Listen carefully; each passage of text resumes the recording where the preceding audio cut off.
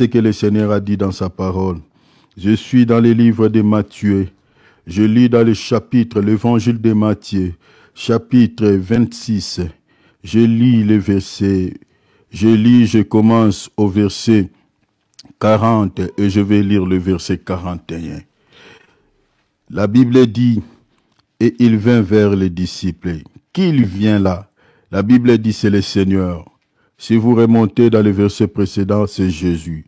Il vient vers ses disciples parce qu'il était monté à la montagne pour prier avec eux. Et le Seigneur priait dans son endroit. Il avait laissé ses apôtres dans un autre lieu.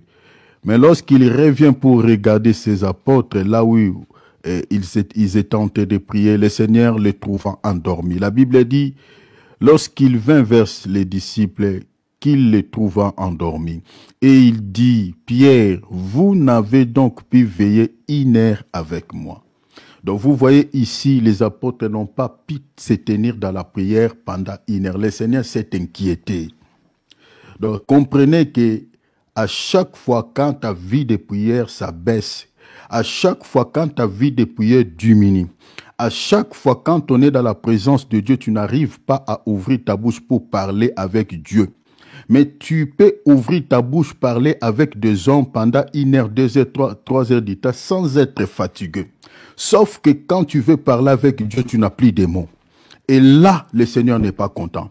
Le Seigneur s'est inquiété de ses apôtres. Il dit, vous n'avez pas pu se tenir dans la paix, même 1 heure. Comprenez que, chers enfants de Dieu, quand un chrétien n'arrive pas à rester dans la présence de Dieu pendant 1 heure, c'est qu'il a un souci. C'est qu'il est déjà dans le sommeil spirituel. 1 heure du temps, c'est biblique. 1 heure du temps, c'est l'unité des mesures d'une vie chrétienne déjà stable. C'est-à-dire, pour que ta vie de prière soit stable, il faut que tu parviennes à prier au moins 1 heure. Si tu commences à prier moins d'1 heure, c'est qu'il y a un souci. C'est qu'il y a déjà le somnolence, hein, c'est-à-dire l'esprit d'assoupissement commence déjà à toucher ton esprit. Il faut que tu remontes ta vie de prière, mes bien-aimés, à 1 heure ou plus d'1 heure. Là, ta vie de prière est en bonne santé. Le Seigneur leur dit, vous ne pouvez veiller 1 heure avec moi. Et regardez dans le verset 24, pourquoi le Seigneur est en train de leur demander de prier.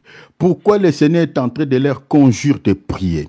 Dans le verset 41, il dit, veillez, la vigilance. Un chrétien, il est quelqu'un qui veille.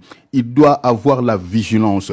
Quand tu n'es plus vigilant, quand tu ne veilles plus, vous savez, mes bien-aimés, ceux qui dorment profondément la nuit, les voleurs, peut entrer et récupérer tous les biens de la maison et puis partir. Pourquoi? Parce que les gens ne veillent pas. Il y a d'autres personnes qui dorment, mais leurs esprits est en train de veiller. Moindre mouvement à la maison, directement ses yeux s'ouvrent. Ce genre de personnes, c'est-à-dire ils dorment et ils veillent. Et là, le Seigneur est en train de dire, veillez et priez. Pourquoi? La raison est celle-ci. Le Seigneur dit, afin que vous ne tombiez pas dans la tentation. Afin que vous ne tombiez pas dans la tentation. Donc, le but de la prière, le but que le Seigneur nous recommande de prier, l'objectif c'est quoi? Pour que nous ne puissions pas tomber dans la tentation. Pourquoi? Parce que dans le monde auquel nous vivons, le tentateur est là. Le tentateur est présent. Le tentateur, c'est le diable. À chaque fois, il viendra nous solliciter, il viendra nous tenter. Tous les jours, le diable est en train de faire chuter beaucoup de chrétiens par beaucoup de choses. Il est en train de capturer les esprits faibles. Il est en train de pousser certains chrétiens dans des péchés, dans des choses qu'ils avaient abandonnées avant de connaître Christ. Étant dans le Seigneur, le diable les a poussés encore dans ces choses-là. Le diable est en train de compliquer la vie de certaines personnes. Il est en train de ravager, de renverser la foi de plusieurs chrétiens. Le Seigneur dit, si vous n'avez pas la vie de prière, celui-ci, quand il essaiera de vous tenter, vous aussi, le Seigneur dit, afin que vous ne tombiez pas. Quand vous perdez la vie de prière, quand le tentateur s'approchera de vous, vous ne résisterez pas. Vous allez se succomber. vous vous retrouverez par terre.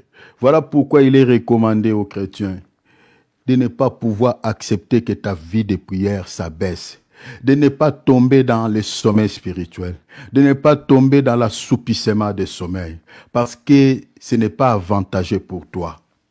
L'ennemi a semé livré pendant que les gens dormaient.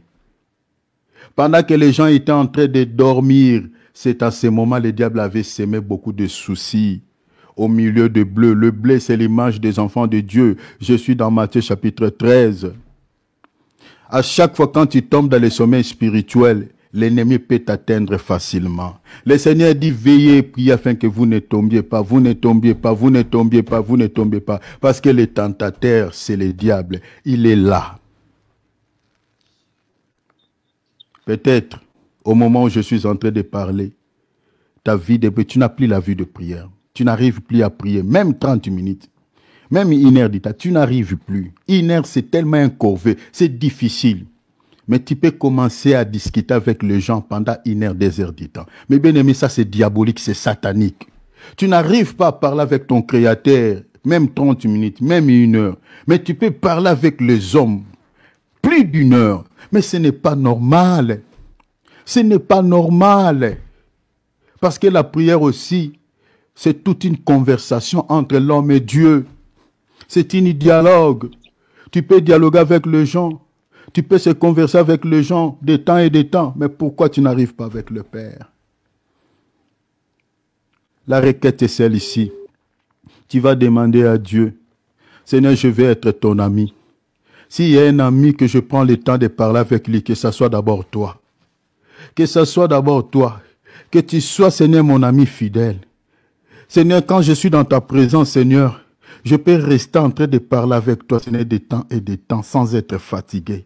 La prière ne soit plus un corvée pour moi, parce que la prière, pour certaines personnes, c'est tout un corvée. C'est comme du fitness, alors que ce n'est pas ça. Demande à Dieu, Seigneur, donne-moi la vie de prier.